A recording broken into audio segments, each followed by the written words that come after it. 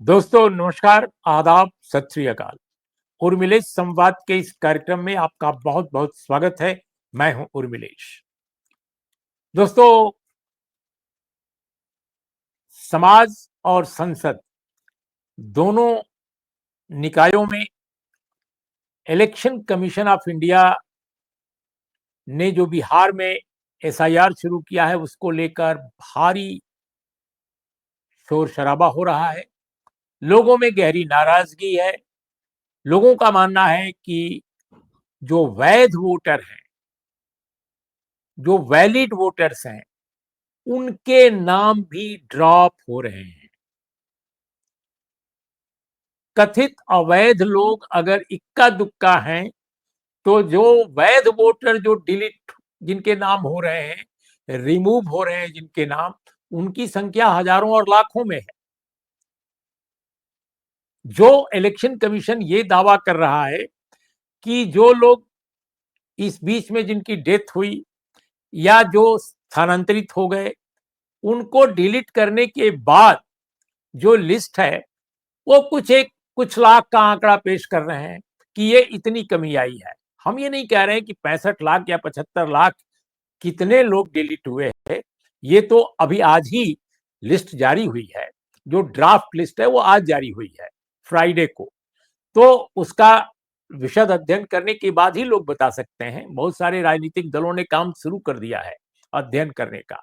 और जो जानकारी मिल रही है कि सहरसा से लेकर के किशनगंज, बेगूसराय से लेकर के और तमाम जो इलाके, गोपालगंज, छपरा, हर जगह लोगों के नाम में कटौती जो है, इस आधार पर नहीं हो रही है कि वो इस दुनिया में नहीं है या वे कहीं बाहर स्थानांतरित हो गए हैं। ऐसे लोग तो जो अगर हटा दिए जाते हैं नाम, तो ठीक ही है, लेकिन बहुत सारे वैलिड लोगों के नाम नहीं है, जो बाकायदे रह रहे हैं और जो वोटर हैं और जो न जाने कितनी बार वोट कर चुके हैं, बुजुर्ग लोग हैं। उदाहरण के तौर पे मेरे पास तो कई ऐसे उदाहरण मिले आज ही। पता ये चला है कि पटना में रहने वाले एक सीनियर आईएएस अफसर, मुझे लगता है कि वो ज्ञानेश कुमार जी से कम सीनियर नहीं होंगे, रिटायर्ड अब तो हो चुके हैं। ज्ञानेश कुमार जी जाहिर है बहुत बड़े पद पर हैं, चीफ इलेक्शन कमिश्नर हैं भारत के। लेकिन ऐसे सीनियर आईएएस अफसर भी अपना नाम और अपने परिजनों का नाम उस वोटर लिस्ट में खोज रहे हैं, ड्राफ्ट लिस्ट में खोज रहे हैं, लेकिन नहीं मिल रहा है। और बाकायदे उनको मैसेज आ रहा है, जो अंग्रेजी में पूरी प्रक्रिया बताई गई है कि ये दबाइए, ये दबाइए, ये खोजिए, यहाँ ये टाइप कीजिए। वो करने के बाद पता ये चल रहा है कि एक लाइन का नोटिस उनको मिल रहा है कि आप अपने इलाके के बीएलओ से संपर्क कीजिए। ये मुझे आज एक बहुत सीनियर आईएएस अफसर ने बिहार के बताया। इसके अलावा एक दूसरे अधिकारी से मेरी बात हुई। उन्होंने कहा मुझे तो खोजने ही नहीं आ रहा है। वो एक अलग समस्या है।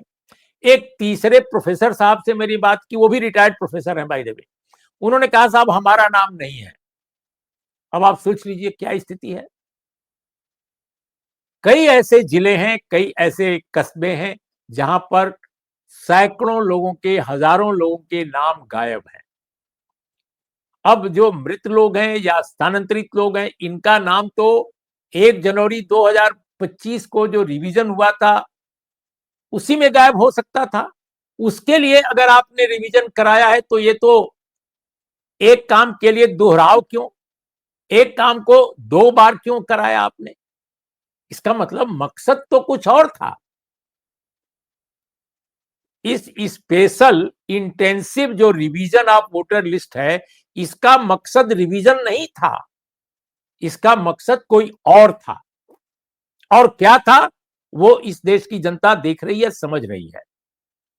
इलेक्शन कमीशन भले न समझे या सरकार में बैठे लोग भले न समझे, लेकिन बिहार का जो ड्राफ्ट रिपोर्ट है वो पेश आ गई है और उसकी समीक्षा की जा रही है। इस बीच में राहुल गांधी के आह्वान पर राहुल गांधी ने इनिशिएट किया इस मामले को। इंडिया ब्लॉक यूनानिमस व्यू उसका हो गया और इंडिया ब्लॉक की तरफ से अगस्त के दूसरे सप्ताह में एक बहुत बड़ी यात्रा इंडिया ब्लॉक के नेता निकाल रहे हैं। ये यात्रा कुछ समय हो सकता है लोग पदयात्रा भी करें, लेकिन मोटर गाड़ी से करेंगे लोग। गाड़ी में बैठे हुए पीछे-पीछे हो सकता है मोटरसाइकिलें चलें और ये पूरे बिहार में घूमेगी यात्रा। इसका नेतृत्व करेंगे इंडिया ब्लॉक के लीडर। मुख्य रूप से राहुल गांधी स्वयं बिहार में रहेंगे, लगातार बने रहेंगे। Tejashwi Yadav former deputy chief minister और आरजेडी के लीडर। दीपांकर भट्टाचार्य सीपीआईएमएल के ऑल इंडिया से जनरल सेक्रेटरी और इसी तरह के सीपीआई सीपीएम के नेता, अन्य पार्टियों के नेता भी रहेंगे। प्रदेश कांग्रेस के भी लीडर रहेंगे। इन लोगों की अगुवाई में यात्रा निकलेगी और यह यात्रा होगी जो स्पेशल इंटेंसिव रिव्यू है उस पर रोक लगाने की। इंडिया ब्लॉक के नेताओं का मानना है कि एसआईआर को रिफॉर्म नहीं किया जा सकता, करेक्ट करना बिल्कुल मुश्किल है, संशोधित करना नामुमकिन सा है, क्योंकि मकसद और मंशा ही गड़बड़ उसकी है। तो इसलिए इसको खारिज किया जाना चाहिए, इसको रोक दिया जाना चाहिए। और जो पहले की लिस्ट है, जो रिवीजन के बाद की लिस्ट है 1 जनवरी 2025 के बाद, आप उसके आधार पर चुनाव कराइए और ये जो आपका रिवीजन है इसको जारी रखिए, वैज्ञानिक ढंग से, पारदर्शी ढंग से हो, निष्पक्ष ढंग से हो और आगे के चुनाव के लिए यह रास्ता दिखाए। ज्यादातर जो इंडिया ब्लॉक के लीडर हैं वो ये बात कह रहे हैं। ये जो यात्रा निकल रही है इसमें गांव-गांव जाकर लोगों से स्वयं पूछेंगे कि आपका लिस्ट में नाम है कि नहीं है। जो लोग महज 1 महीने का समय दिया गया, 25 तारीख से 25 तारीख के बीच, कल्पना कर सकते हैं ऐसा भी कोई कार्यक्रम होता है कि आप 1 महीने में करोड़ों लोगों को, 7 करोड़ के आसपास लोग बताए जाते हैं बिहार में मतदाता, तो 7 करोड़ लोगों से कहें कि आप 1 महीने के अंदर आकर के अपना सारा ड्राफ्ट दीजिए, अपने सारे कागजात दीजिए। और कागजात जो भी मांग रहे हैं वो वाहियात कागज मांग रहे हैं, जो आमतौर पे गरीब आदमी के पास नहीं होते हैं, सिर्फ अमीरों के पास होते हैं। और गरीबों के पास भी कुछ कागज होते हैं अगर उस 11 की लिस्ट में, तो वो मिलना बहुत मुश्किल है। तो ये जो चीज है, सुप्रीम कोर्ट ने कहा कि आधार मानिए, आप नहीं मान रहे। आप कह रहे हैं कि हम अपने ही कार्ड को नहीं मानेंगे। इलेक्शन कमीशन ने जो जारी करता है, एक ऐसी संस्था इलेक्शन कमीशन हो गई है जो अपने ही द्वारा बनाए गए आइडेंटिटी कार्ड को नहीं मान रही है। कमाल की बात है। दुनिया सुनेगी तो हंसेगी इस इलेक्शन कमीशन पर, लेकिन इलेक्शन कमीशन कह रहा है कि राहुल गांधी बेतुकी बात कर रहे हैं।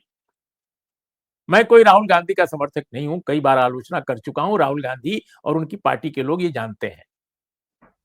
लेकिन राहुल गांधी बेतुकी बात कर रहे हैं या इलेक्शन कमीशन ऑफ इंडिया बेतुकी बात कर रहा है, ये तो देश की जनता तय करेगी।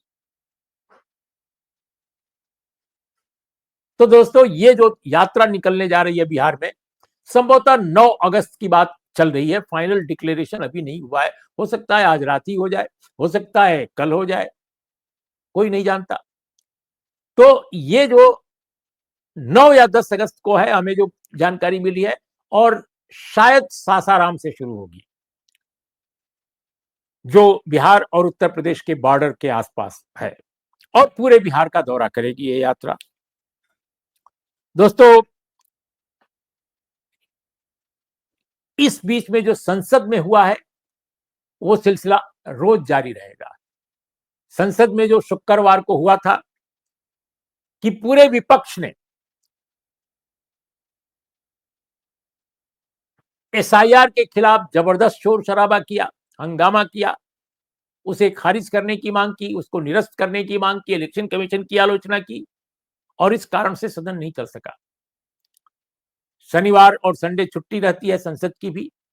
मंडे को सुबह संसद के दोनों सत्र फिर शुरू होंगे। जो हमारी जानकारी है, विपक्ष ने तय किया है कि वो फिर उसी तरह का कार्यक्रम चलाएंगे, बशर्ते कि सरकार तय कर ले कि वो बहस कराने पर राजी है। अगर बहस कराने पर राजी है इलेक्शन कमीशन के इस एसआईआर पर, तब तो सदन चलेगा, अगर नहीं तो कार्रवाई विपक्ष की जारी रहेगी। वो मकर द्वार जो है संसद का, वहां पर रोज प्रोटेस्ट पर बैठेंगे और प्रोटेस्ट के साथ वो खड़े होकर के शोर करेंगे, नारे भी लगाएंगे। ये सब चीजें चल रही हैं। तो एक तरफ संसद भवन में ये कार्यक्रम, दूसरी तरफ जनता के बीच जाने का कार्यक्रम जो ऑलमोस्ट तय हो चुका है। इस बीच में राहुल गांधी और उनकी पार्टी ने बिहार का जो ड्राफ्ट जारी हुआ है वोटर लिस्ट का, संशोधित रिवीजन होने के बाद, वो ड्राफ्ट है, उसमें कोई कमी होगी तो 1 महीने का समय इलेक्शन कमीशन ने दिया है। तो उसमें जो मिसिंग नाम है कई जिलों के जीवित और वैध मतदाताओं के नाम जो गायब है, उनकी पूरी लिस्ट जारी कर रहे हैं कांग्रेस पार्टी के लोग, आरजेडी के लोग, सीपीआईएमएल के लोग, अपने अपने इलाकों से नामों को इकट्ठा करके लिस्ट बनाने में अभी व्यस्त हैं। समझा जाता है कि 5 तारीख के आसपास बहुत महत्वपूर्ण डॉक्यूमेंट्स के साथ राहुल गांधी और उनके अलायंस के लोग शायद एक नेशनल लेवल पर दिल्ली में एक प्रेस कॉन्फ्रेंस करेंगे, ऐसा बताया जाता है।